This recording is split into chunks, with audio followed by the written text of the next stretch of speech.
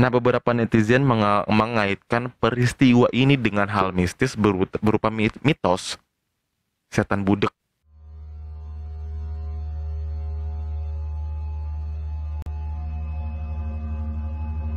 Hai everyone, gue Tio Lesma dan kamu sedang menyaksikan Halalur Podcast.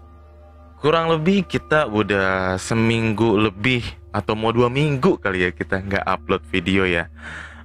Sebenarnya nggak bagus juga sih buat YouTuber atau podcaster pemula kayak kita. Takut algoritmanya tuh nggak nyampe gitu ke kita ya. Makanya dukung terus kita biar upload terus minimal sekali seminggu. Ya kalau bisa sih setiap hari. Kita bukannya males, bukannya hopeless atau udah mulai nggak kompak nih tim kita nih, tapi lebih tepatnya kita susah ngundang bintang tamu dan susah nyari materi.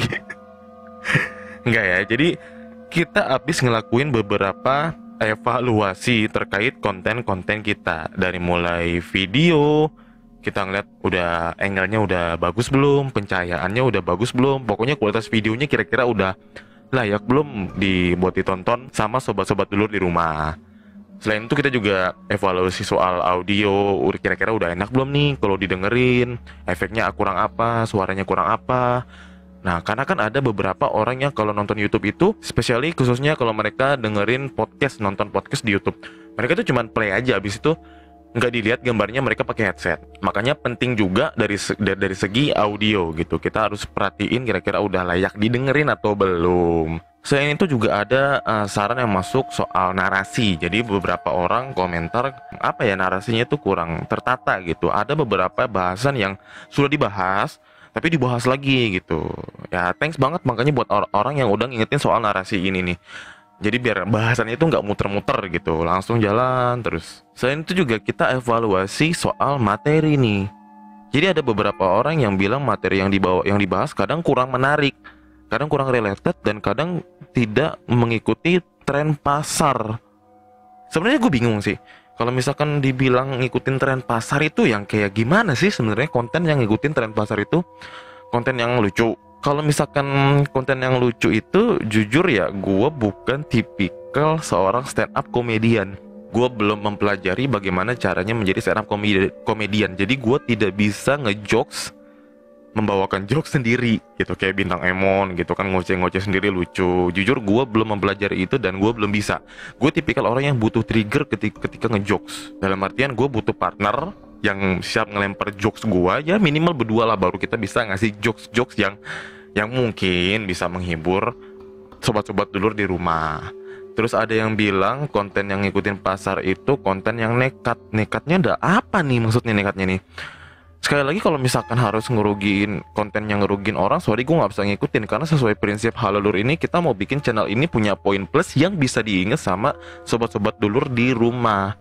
Emang kedengerannya sih idealis sih ya, tapi kayak yang dibilang Ataya Gina kemarin, kalau misalkan kalian cuma sekedar ngikutin pasar, bisa naiknya cepet, cuman mau sampai kapan? Channel kalian tuh jadi nggak punya identitas gitu. Yang diperkuat itu identitasnya. Memang susah sih naikin identitas itu, tapi itulah yang akan diingat sama audiens nanti. So thanks banget Ataya Gina buat pelajaran kemarin di bincang-bincang podcast kita ya. Dan kalau gua rasa Halalur ini nggak idealis amat ah. Kalau misalkan kita terlalu idealis, nggak mungkin dong kita mau dengerin kritik dan saran dari sobat-sobat dulur di rumah.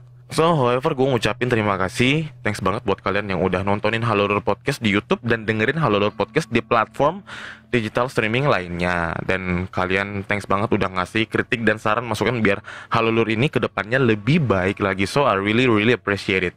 Nah, ngomong-ngomong soal konten yang ngikutin pasar, yang ngikutin tren pasar, dari hasil analisa gua dan tim, ada satu konten yang ngikutin pasar dan menarik nih. Dan jujur ini pangsa pasarnya gokil, gede banget sih bro. Asli, gede banget. Nah, tapi sayangnya konten ini atau topik ini, tema ini udah banyak dipakai sama channel-channel lain gitu. Jadi channel-channel lain tuh udah banyak make topik ini untuk jadi tema channel mereka. Coba tebak tema apa? Tema horor. Lebih tepatnya horor dan misteri sih. Ini gila sih, gue ngelihat pangsa pasar tema horor dan misteri ini gede banget. Kalau kita lihat podcast Malam Kliwon aja itu kan di Spotify tuh, pendengarnya gokil banget. Emang orang Indonesia nih gokil sih. Mereka tuh banyak penakut, tapi biar kata mereka penakut, mereka masih aja nonton, dengerin, atau kepo soal hal-hal mistis. Dan akhirnya oke, gue dan tim memutuskan untuk mengangkat topik ini jadi salah satu konten di Halelur gitu ya. Mudah-mudahan konten ini bisa menarik lah buat sobat-sobat Lur di rumah. Nah, masalahnya gue ini bukan orang yang suka membahas hal-hal mistis, apalagi membuat orang untuk mempercayai cerita mistis gue.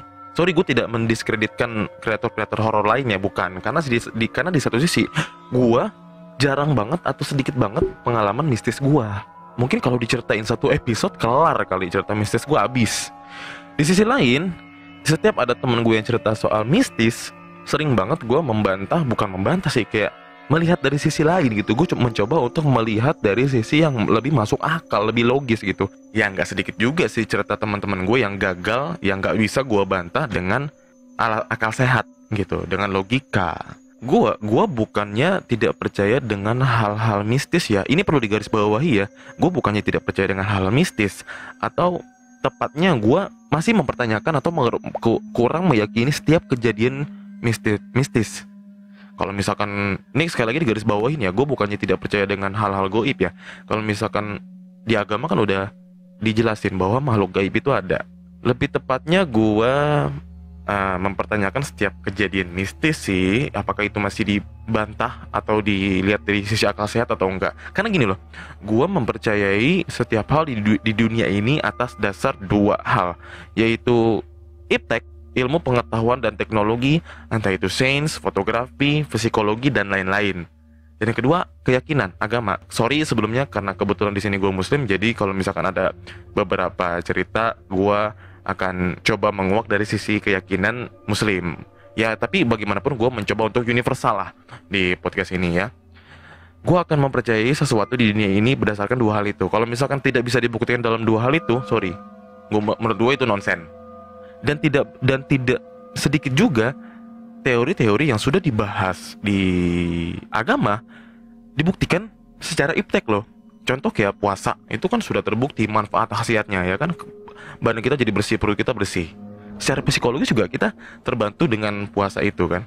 Nah, dan yang lebih gila lagi, teori di agama yang dibuktikan secara ilmu pengetahuan, salah satu ilmuwan di Rusia, gue lupa ilmuwan siapa, telah membuktikan bahwa suatu saat matahari akan terbit dari barat. Jadi intinya, menurut gue, tidak semua kejadian-kejadian mistis yang kalian alami itu berhubungan dengan makhluk gaib. Ini perlu digarisbawahi lagi ya. Gue bilang tidak semua hal mistis berkaitan dengan sesuatu yang gaib. Gue gak bilang mistis itu hoax ya, karena gue sangat menghargai kreator-kreator horor di luar sana, atau teman-teman yang katanya punya bakat sixth sense. Tapi gue meyakini bahwasanya satu-satunya yang paling berkuasa di alam semesta ini hanya Tuhan. Semua makhluk hidup dikasih porsinya masing-masing sih kalau menurut gue. Selain itu gue meyakini bahwasanya otak manusia ini adalah senjata paling mematikan sekaligus obat paling manjur. Jadi, menurut gua masalah utamanya adalah di sini. Ya, dan di hati sih. Di otak dan di hati, pikiran dan hati kita. Seperti yang pernah dibilang sama Rasul ya. Aku nggak mau bahas lah, nanti gue dibilang soal agama apa. Dan perlu diingat, gue di sini kalau misalkan gue ngebahas dari sisi agama atau keyakinan, gue bukan orang yang ahli agama ya. Gue jauh banget dari kata-kata itu. Gue cuma untuk mencoba membahas aja dari beberapa pelajaran yang gue tahu.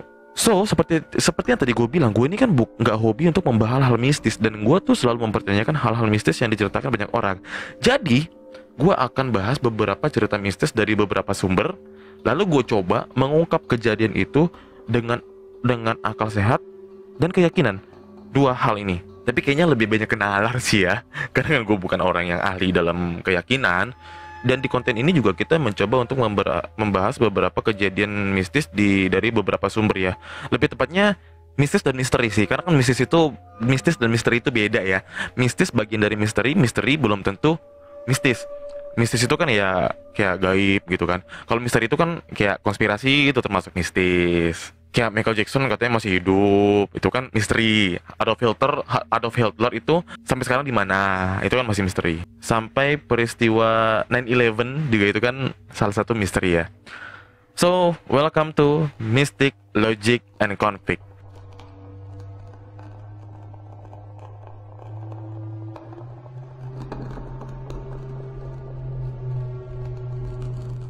So, kita langsung aja mulai dari cerita yang pertama. Dimulai dari cerita gue dulu kali ya.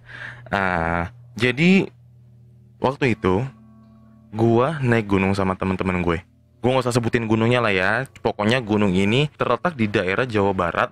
Dan gunung ini jadi tempat favorit bagi pendaki-pendaki pemula. Ini adalah pengalaman gue dan satu-satunya gue naik gunung.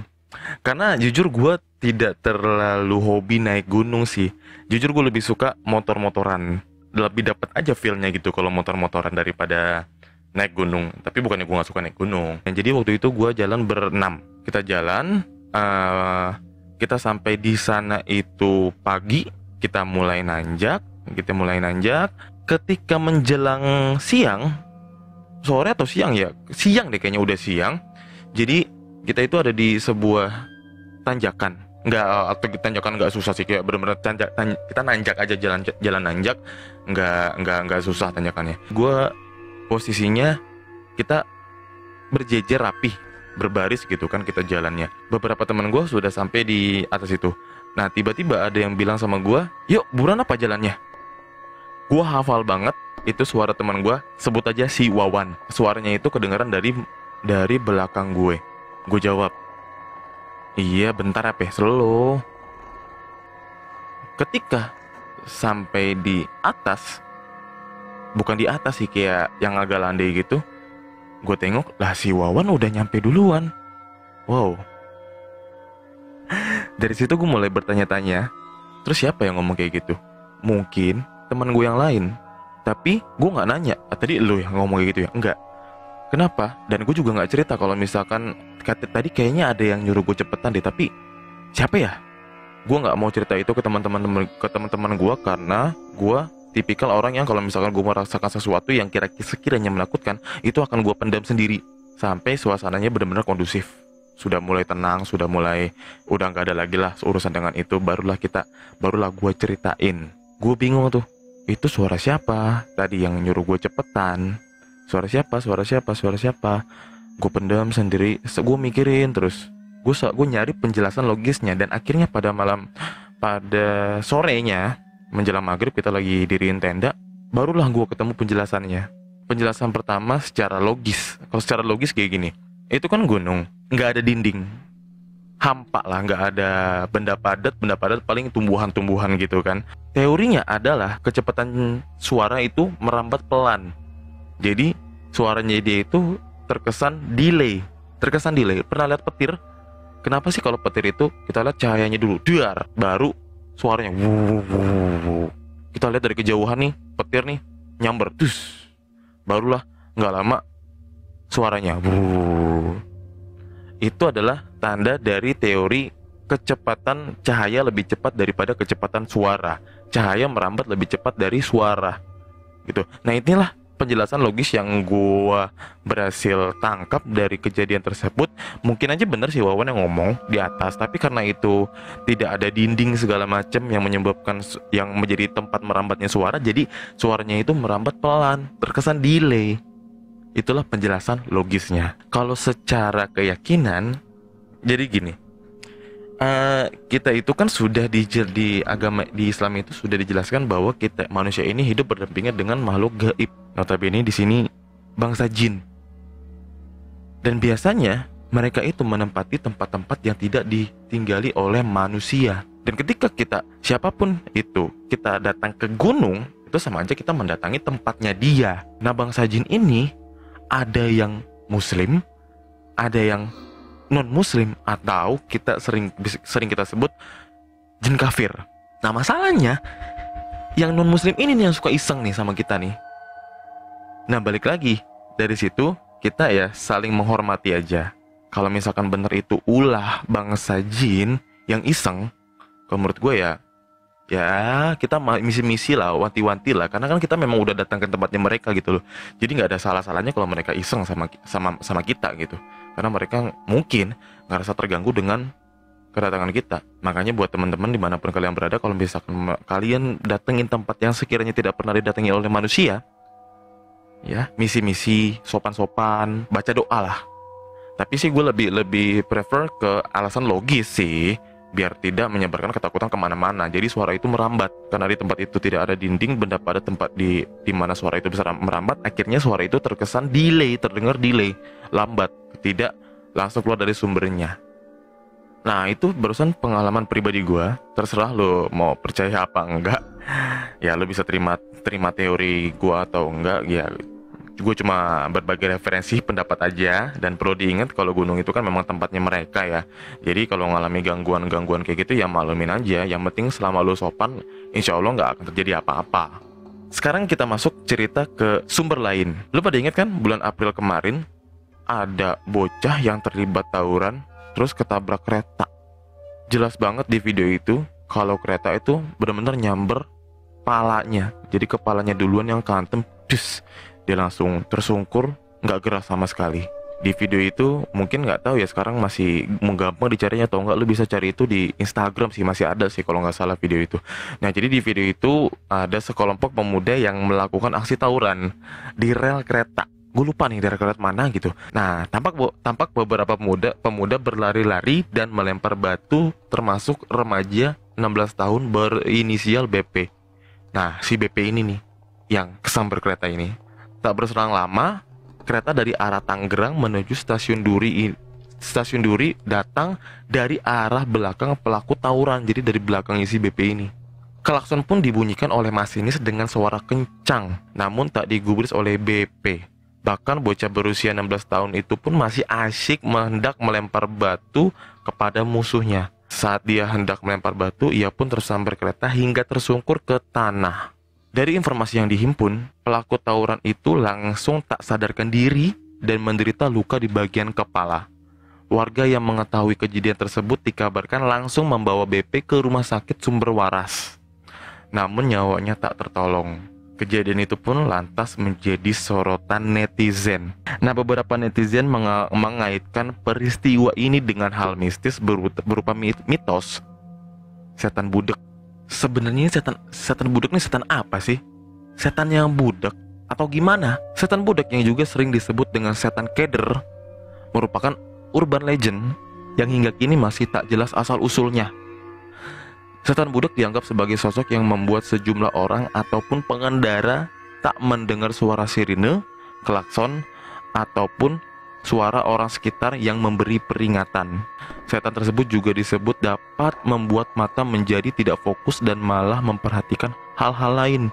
Ya, jadi mungkin garis besarnya setan ini mendistract perhatian orang ke hal lain gitu, membuat orang-orang nggak fokus gitu ya.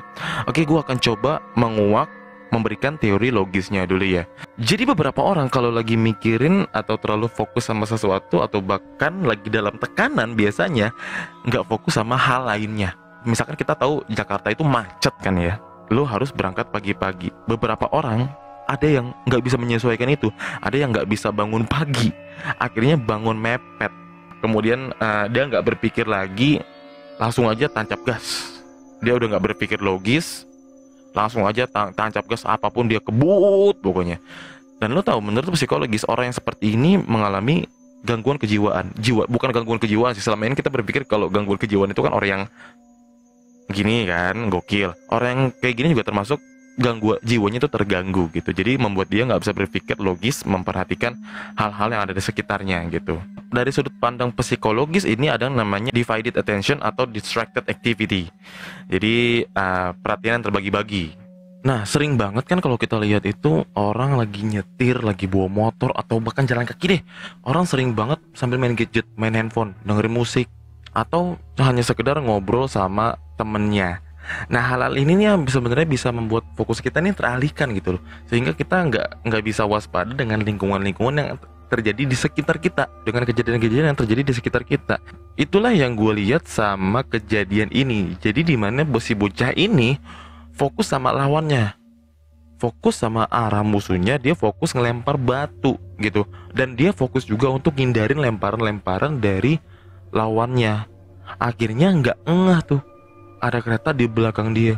Mau sekenceng apa juga, masa sih, kan kereta itu kenceng klaksonnya. Coba pasti lu punya temen atau lu sendiri yang autis kalau lagi main handphone. Gini aja, dipanggil, bro, ini gimana bro ini? Bentar. Ya emang klakson kereta itu kencang.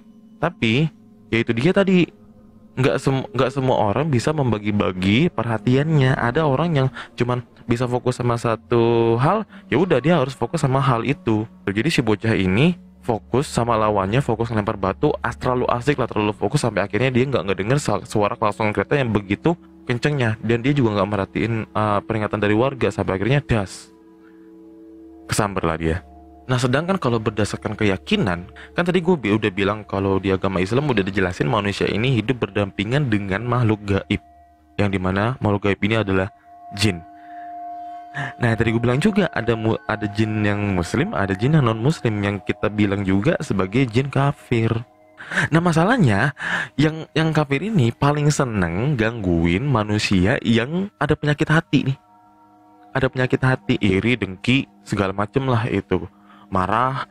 Nah, ketika jiwa lo terganggu, hati lo terganggu, pikiran lo kosong, nah di saat itulah dia mempengaruhi pikiran lo. Nah, mungkin lebih tepatnya ini kalau dibilang setan budek sih, gue nggak setuju ya. Maaf, sorry, gue nggak setuju kalau misalkan ini dibilang faktor setan budek. Tapi gue lebih setuju kalau ini dibilang ada gangguan jin yang masuk ketika jiwanya dia terganggu, hatinya terganggu, pikirannya kosong. Makanya Nabi tuh bilang kalau mau kemana-mana lo doa dulu. Karena ya ini yang gak kasat mata ini loh yang ngeri. Kalau mau makan baca doa dulu biar nutrisi yang lo makan itu nyampe ke badan lo. Mau keluar rumah, mau naik kendaraan, doa dulu biar lo terlindung dari pengaruh-pengaruh kayak gini gitu. Jadi kalau misalkan dibilang ini ulah setan budak, gue kurang setuju ya. Masalahnya kalau misalkan menurut penjelasan logis ya tadi, perhatian dia terganggu, jadi dia nggak fokus sama adanya kereta, nggak dengar, akhirnya dia ketabrak. Nah, menurut keyakinan ya mungkin ketika dia sedang tawuran, jiwanya ini, hatinya ini dipenuhi dengan kebencian. Nah, seperti tadi gue bilang, jin tuh senang loh sama orang-orang yang kayak gini, penyakit hati, iri, dengki, benci. Nah, ini seneng. Makanya ketika hatinya dipenuhi dengan kebencian, jin ini masuk mempengaruhi dia. Ayo terus lempar sampai akhirnya dia nggak dengar peringatan kereta, ketabrak. Nah, berikutnya ini kejadian belum lama terjadi nih. Warga desa Mengger apa Mengger nih? Sorry, koreksi kalau gue salah ya. Kecamatan Karanganyar, Kabupaten Ngawi heboh.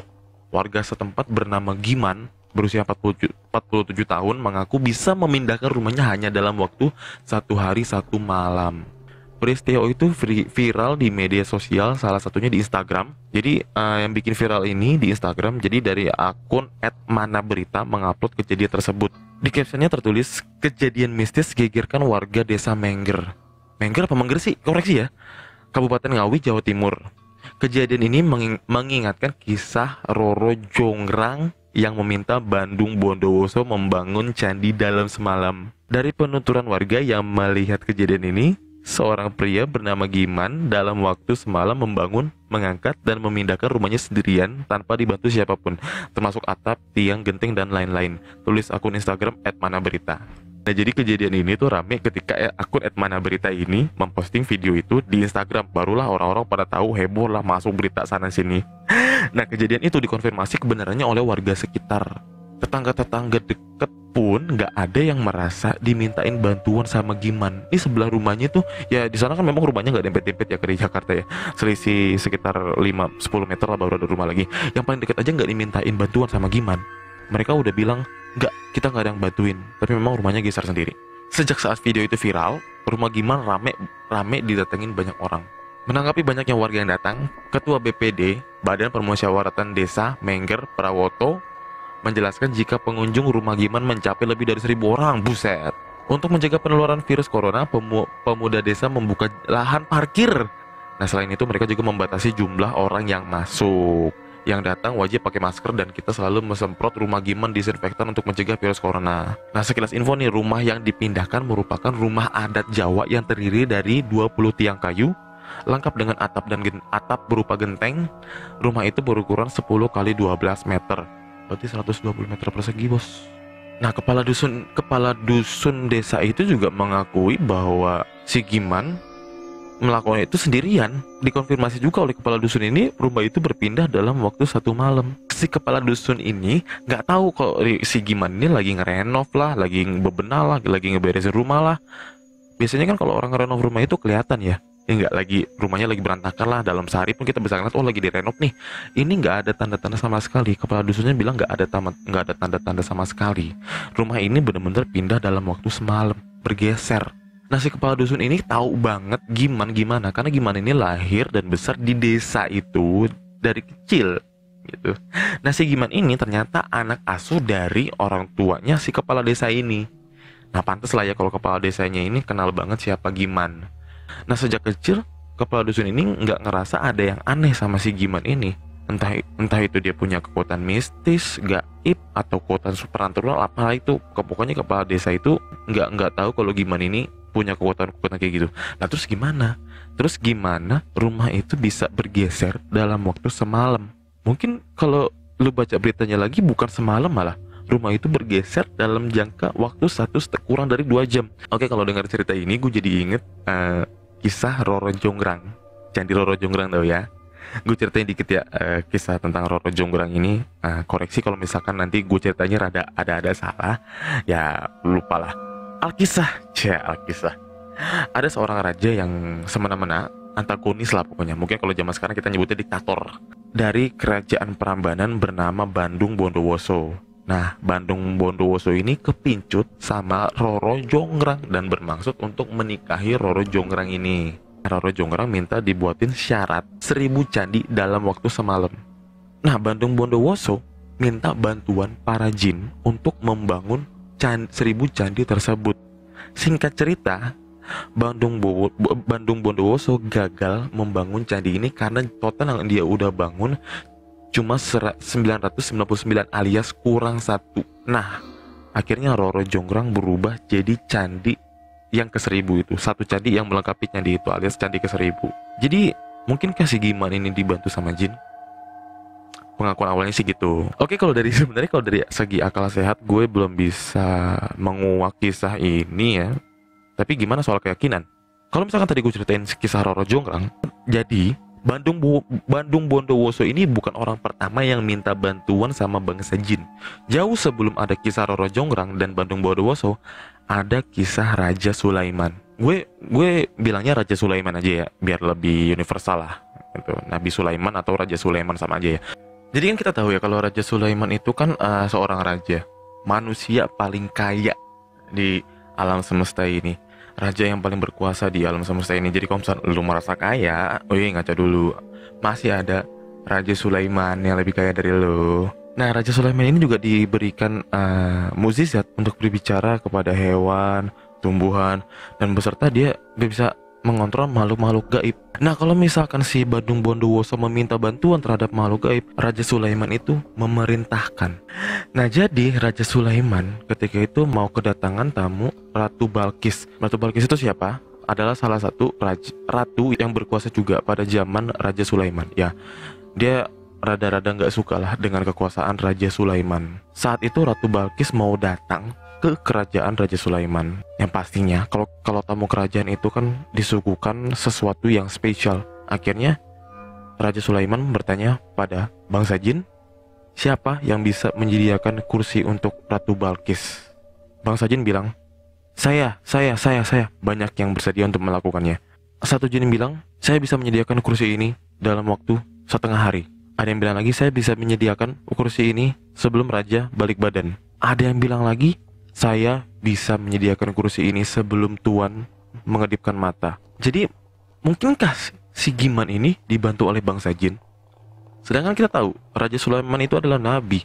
Yang kita sama-sama tahu, agamanya dia, kualitasnya sebagai nabi tidak perlu diragukan. Nah, para ulama juga beberapa tokoh agama bilang, jika kita mau berkomunikasi dengan bangsa jin, itu pastikan kita sholatnya bagus, agamanya bagus, amalannya juga bagus. Orang-orang yang mau berkomunikasi dengan bangsa jin. Apakah Giman termasuk orang yang agamanya bagus, rajin sholat, amalan-amalannya diamalkan? Apakah mungkin malah Giman menyekutukan? Entahlah, kita sebenarnya yakin gak yakin dia benar-benar dibantu sama makhluk gaib atau enggak. Nah, beritanya belum selesai, Bor. Jadi setelah viral, akhirnya si Giman memberikan penjelasan lain yang lebih masuk akal. Dia menceritakan proses pembangunan rumahnya itu kepada media, dan dia membantah kalau dia dibantu dengan makhluk gaib. Meski enggan menjelaskan lebih detail proses pembangunan rumah tersebut, Giman membantah ada unsur mistis yang membantunya. Giman lebih banyak melakukan pembangunan dan renovasi seorang diri. Dia bilang semuanya bertahap. Jadi si Giman bilang gini, nggak ada yang bantuin. Ini adanya Bolo yang bantu. Bolo itu adalah anaknya dia yang umur 2 tahun. Kelihatan bercanda ya. Nah, yang bikin bingung itu, rumahnya itu lebih tinggi 1,3 meter dari sebelumnya. Dari mana? Jadi dia bilang dia bangun fondasinya tuh udah lama. Nah, menurut dia jadi bukan rumahnya yang pindah. Jadi di atap rumah dianya itu dipindahin ke fondasi yang baru, atapnya digeser. Jadi seakan-akan rumahnya yang kelihatan bergeser. Masuk akal nggak ya kira-kira ya? Masalahnya dia bilang atapnya doang yang geser, jadi rumahnya kelihatan geser gitu. Menurut gue sih cukup masuk akal ya. Tapi coba mungkin ada teman-teman yang kuliah belajar arsitektur biar lebih mengerti kira-kira masuk akal nggak penjelasan Giman yang satu ini. Habis gue jujur bingung juga dengan kasus ini. Di awal-awal dia bilang dibantu dengan kekuatan beberapa makhluk gaib yang membuat gue berpikir, oh ini seperti kisah Raja Sulaiman. Mungkin saja terjadi benar-benar kehendak Allah gitu kan, dia dibantu benar-benar sama Allah. Tapi kesini dia bilang alasan logis yang terkesan bercanda. Jadi kayak ceritanya itu kayak muter-muter aja gitu. Jadi kita bertanya-tanya, ini sebenarnya gimana gitu dia bangun rumah ini. Oke lah, itu tadi beberapa cerita mistis dan misteri yang mau gue sharing ke kalian dan gue coba ungkap berdasarkan logika dan keyakinan. Gimana? Dari 3 cerita tadi itu, kira-kira kalian bisa terima penjelasan logisnya? Atau kalian lebih menerima penjelasan melalui keyakinan agama? Itu terserah kalian. Gue cuma memberikan referensi aja. Gue cuma pengen dari penjelasan-penjelasan gue ini, kita itu manusia, jangan pernah merasa takut berlebihan dengan hal-hal seperti itu. Boleh aja kita percaya, boleh. Tapi kan menurut gue kita ini diciptakan sudah masing-masing porsinya gitu. Jadi selama kita nggak ganggu, tidak nantang, ya mereka nggak akan ganggu. Pandangan gue, kalau menurut akal sehat, semuanya itu penyebabnya ada di otak manusia. Apa yang kamu rasakan, apa yang kamu lihat adalah bentuk realisasi dari pikiran kamu. Sementara kalau kita lihat berpandangan berdasarkan keyakinan, makhluk gaib itu ada. Tapi selama kita tidak mengganggunya, mendatangi tempatnya, dan selama kita tidak mengadopsi sifatnya, insya Allah kita akan dijauhkan dari gangguan hal-hal seperti itu. Gue Tio Lesmana, terima kasih sudah menyaksikan Halulur Podcast. Sampai ketemu di konten berikutnya.